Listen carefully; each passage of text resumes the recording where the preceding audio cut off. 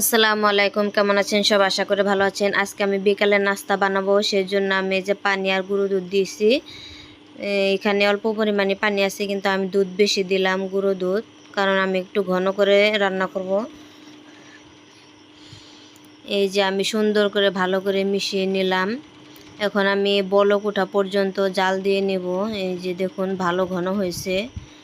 তো ভিডিওটি সম্পূর্ণ দেখতে থাকেন, ভালো লাগবে। যারা যারা আমার ভিডিও দেখেন তাদের প্রতি রইল আন্তরিক ভালোবাসা ও শুভেচ্ছা। আর যারা যারা আমার চ্যানেলটি এখনও সাবস্ক্রাইব করেননি তারা আমার চ্যানেলটি সাবস্ক্রাইব করে দিবেন, আর পাশে থাকা বেল আইকনটি অন করে দিবেন। এই দেখুন দুধ কিন্তু জাল দেওয়া শেষ হয়ে গেছে। এই দেখুন অনেকটুকু শুকিয়ে গেছে, ঘন আরও ঘন হয়ে গেছে। এই দেখুন।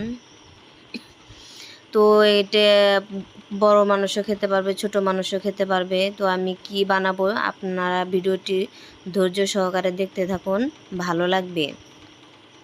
আমার দুধ জাল দেওয়া, দুধ জাল দেওয়া শেষ। এই যে দেখুন, এই যে আমি এই পাউরুটি এখন এই দুধের মধ্যে দিয়ে দিব। এটা কিন্তু খেতে খুবই ভালো লাগে। ওই যে ওখানে আছে চিনি দিয়ে আমি দুধ ভালো করে মিশিয়ে নেব। এই যে তো আমি দুধ বাটিতে ঢেলে নিচ্ছি। দুধ কিন্তু অনেক গরম গরম থাকা অবস্থায় দিতে হবে, জুড়িয়ে গেলে ভালো লাগবে না। এই যে আমি দুধ সম্পূর্ণ দিয়ে নাই, কম দিছি। তো এই যে আমি চিনিও দিয়ে দিলাম। তো এইভাবে সবাই বাড়িতে বানিয়ে খাবেন, অনেক ভালো লাগে। পাউরুটি কিন্তু এমনি খেতে ভালো লাগে না, কিন্তু এরকম করে খেতে কিন্তু অনেক ভালো লাগে।